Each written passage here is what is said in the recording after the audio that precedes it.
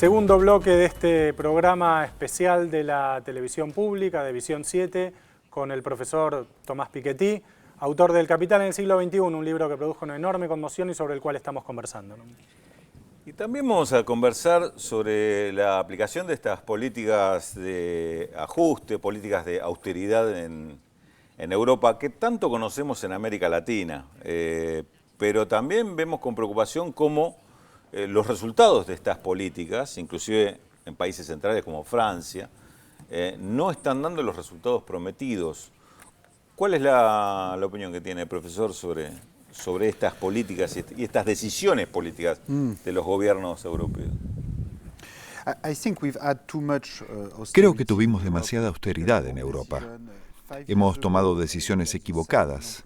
Hace 5 años teníamos la misma tasa de desempleo, la misma deuda pública que Estados Unidos, y 5 años después el desempleo aumentó mucho en Europa. Se redujo en Estados Unidos. Creo que tratamos de reducir nuestro déficit público demasiado rápidamente y como consecuencia hemos matado el crecimiento. Y ahora tenemos una tasa de crecimiento que está cercana al 0%. La tasa de inflación cercana al 0%, lo cual hace muy difícil reducir una gran deuda pública como la que tenemos. El problema clave es que una moneda única con 18 deudas públicas distintas, 18 tasas de interés distintas y 18 sistemas tributarios distintos en competencia unos con otros, es un sistema que no funciona, que nunca va a funcionar.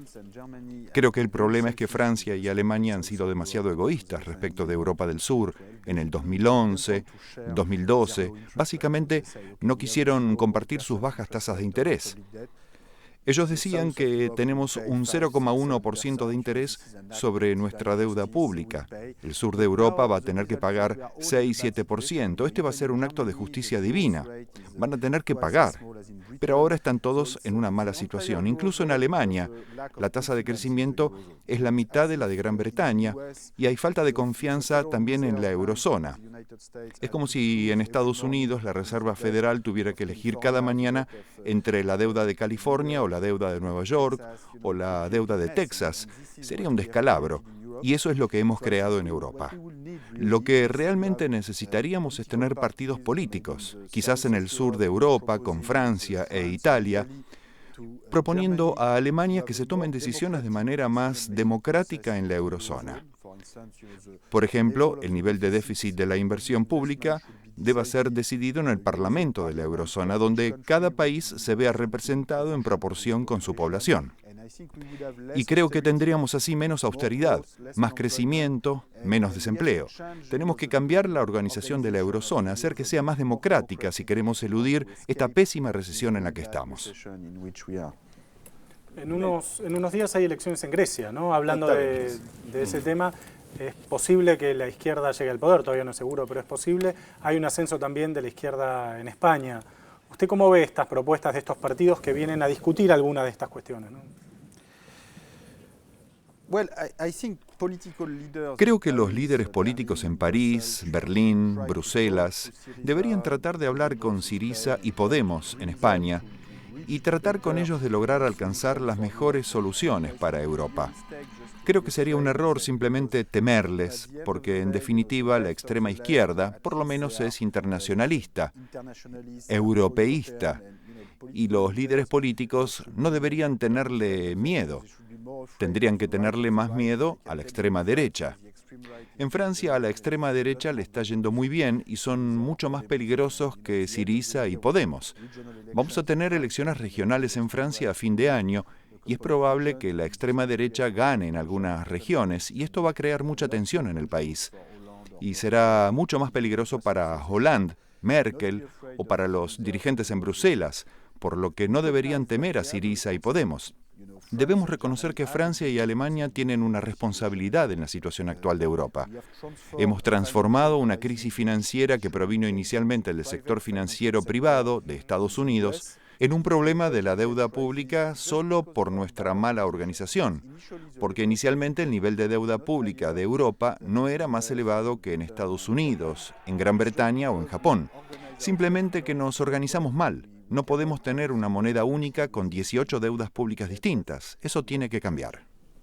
¿Y cómo se observa en Europa la experiencia de América Latina, que justamente salió de esta trampa neoliberal de las políticas de austeridad con programas que justamente contradijeron esas políticas en aspectos en algunos centrales, casos renegociando la deuda externa, digamos, ¿no? También. En el caso de Argentina, de Ecuador, de Venezuela.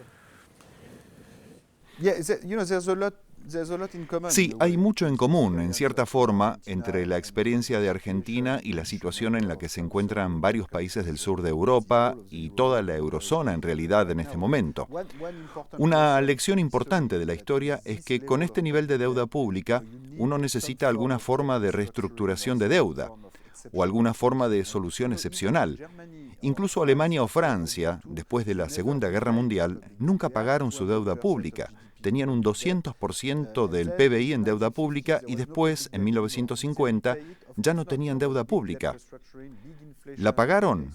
No, por supuesto. Hubo una gran reestructuración de deuda, una alta inflación en el caso de Francia, y esa fue una buena solución porque después hizo que fuera más fácil, en la década del 50, 60, 70, para los gobiernos de Francia y Alemania invertir en el crecimiento, invertir en infraestructura, en educación. Y es muy raro que hoy Alemania y Francia estén explicándole al resto de Europa o diciéndoles que deben devolver todo con una inflación cero sin reestructuración de la deuda. Creo que es importante en estos temas adoptar una visión, una perspectiva histórica e internacional más amplia. Hay mucho que aprender unos de otros, de la experiencia histórica, y ese es el objetivo de mi libro, darle a este tema de la deuda pública desigualdad, acumulación de capitales, una perspectiva más amplia, internacional e histórica. El único ejemplo histórico de un país que redujo una gran deuda pública sin reestructuración y sin inflación, y no es un muy buen ejemplo, es el de Gran Bretaña en el siglo XIX. Le llevó todo un siglo de superávit presupuestario para reducir una deuda del 200% del PBI después de las guerras napoleónicas, y durante todo un siglo invirtieron más dinero en el pago de intereses a sus propios rentistas que lo que invertían en el sistema educativo. Y yo no quiero que Europa haga lo mismo en la actualidad. En algunos países se está invirtiendo mucho más dinero en el pago de intereses que en el sistema universitario, y esa no es la forma correcta de preparar el futuro de las generaciones jóvenes. Entonces miremos la experiencia histórica y tratemos de encontrar mejores soluciones para el futuro. La posición que enfrenta Argentina ante los tribunales de Nueva York, donde hay una posición muy firme a favor de fondos buitres, fondos especulativos, los hedge funds, ¿cómo se debe entender? ¿Como una consecuencia de este mismo modelo económico internacional o es un dato aislado de esta realidad? ¿Cómo se lo enfrenta, digamos? ¿Con qué argumentos? Creo que el sistema jurídico de Estados Unidos muy a menudo abusa de su poder.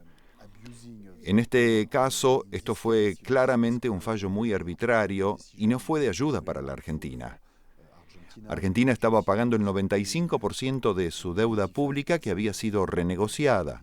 La renegociación se estaba cumpliendo y de repente hay un fallo en Estados Unidos que cambia completamente el curso de los eventos.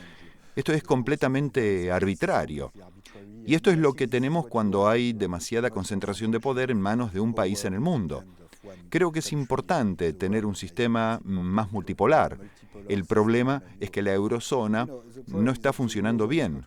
Pero me gustaría ver un mundo en el que otras monedas, aparte del dólar, y otros sistemas jurídicos, aparte del sistema jurídico de Estados Unidos, pudieran tener un rol mayor para tener un enfoque más equilibrado hacia el desarrollo internacional. En ese sentido, Argentina propuso en Naciones Unidas la creación de un marco internacional de renegociación de deudas para que pueda haber algún tipo de regulación, algo parecido al derecho internacional para cuando un país no puede pagar su deuda, entra en default o demás. ¿Usted tiene una opinión sobre esta idea? ¿Se puede crear alguna institución multilateral que ayude a mejorar estas situaciones o a pasarlas de una manera más razonable? Sí, creo que este tipo de propuestas van en la dirección correcta. Argentina también podría contribuir con otras propuestas para lograr una mayor transparencia financiera internacional, como la transmisión automática de información sobre activos financieros transfronterizos. Creo que eso sería muy importante para Argentina. Es muy importante que América Latina y Europa desempeñen un rol importante en la regulación del capitalismo financiero. No podemos confiar solamente en lo que haga Estados Unidos. Entonces sí, claramente son propuestas adecuadas que van en la dirección correcta. Vamos a compartir, profesor Piketty, la consulta que le hace otro de los economistas que hemos invitado a consultar, a formular preguntas. En este caso, sí se trata de Jorge Gallero, quien sugería que su enfoque es pesimista. Jorge Gallero es un economista que pertenece a un centro de estudios financieros de la Argentina, Cefidar. Además es miembro de una red internacional por la justicia fiscal. Es especialista en cuestiones fiscales, ¿no? Tax Justice Network. Él también le plantea una pregunta que creo que tiene que ver justamente con esta cuestión de los paraísos o guaridas fiscales, como se los conoce en el mundo. Por momentos, uno lee en Piketty un pesimismo grande a propósito de este desafío. Por ejemplo, se pregunta en una parte del libro, ¿acaso el mundo de 2050 o 2100 será poseído por los grandes comerciantes globales, los superejecutivos y poseedores de grandes fortunas, los países petroleros o incluso el Banco de China? O quizá por los paraísos fiscales que resguardan, dice Piketty, de una u otra manera los bienes del conjunto, los patrimonios del conjunto de estos actores. Esa pregunta, esa visión de un 2050-2100 con una enorme concentración adicional, bueno, muestra cierto pesimismo de Piketty, del propio Piketty. Entonces, a propósito de esto, yo le preguntaría a Piketty cómo ve que puede resolverse el problema de los paraísos fiscales, que él menciona, ¿no? Que en rigor son guaridas fiscales y que benefician sustancialmente a los dos grandes polos financieros globales, New York y Londres. ¿Qué puede responder a la... No estoy diciendo que el escenario pesimista vaya a ocurrir. Digo que ese es un riesgo si no hacemos nada. Pero por supuesto hay otros escenarios en los que tendríamos mejores políticas. Entonces, ¿cómo podemos combatir los paraísos fiscales? ¿Es imposible? No. ¿Es fácil? No, es difícil, pero podemos lograr avances. Es importante darse cuenta de que necesitamos imponer sanciones. No podemos pedirles a los paraísos fiscales cortésmente que dejen de serlo. Durante demasiado tiempo no impusimos sanciones verdaderas. Si tomamos el ejemplo del secreto bancario en Suiza, durante muchos años los países europeos decían, bueno, está mal, dejen de hacerlo, pero no pasaba nada. Y después, el único motivo por el que hubo un cambio en esto fue que hubo sanciones provenientes de Estados Unidos contra los bancos suizos, porque las autoridades fiscales de Estados Unidos querían información fiscal sobre sus propios contribuyentes. Entonces le dijeron a Suiza, si no cambian sus leyes, los bancos de ustedes no van a tener licencias bancarias para operar en Estados Unidos. Y cambiaron las leyes. Creo que los países europeos deberían haber resuelto antes este problema ellos mismos, pero el problema es que cuando uno tiene países pequeños, y los países europeos son países cada vez más pequeños en comparación con la economía mundial, compitiendo entre sí para atraer capitales a sus propios territorios, entonces no adoptan las políticas adecuadas, ni las sanciones adecuadas contra los paraísos fiscales. Es por eso que necesitamos más cooperación internacional, más unidad europea, más integración latinoamericana. Creo que en definitiva es importante todo esto para regular los paraísos fiscales y más en general para regular el capitalismo financiero global. Es posible, pero el desafío es organizar comunidades políticas y democráticas grandes como Europa o América Latina. Y es difícil porque es más fácil tomar decisiones entre 5 millones de personas que entre 500 millones. Pero tenemos que hacerlo si queremos que la democracia sea más fuerte que los paraísos fiscales y el capitalismo de amigos. Bueno, cuando volvamos vamos a hablar de China, ¿no? De China y de la crisis. Quizá le preguntemos algo sobre si estos paraísos fiscales no están estrechamente vinculados al sistema bancario formal, al sistema bancario y sobre todo el sistema financiero de los grandes centros financieros del mundo como Gran Bretaña o Estados Unidos, que es un aspecto interesante para ver por dónde atacarlos, por dónde defenderse de ellos, ¿no? Después de la pausa seguimos conversando con el profesor Tomás Piketty en esta emisión de Visión 7 para la televisión pública, ¿no?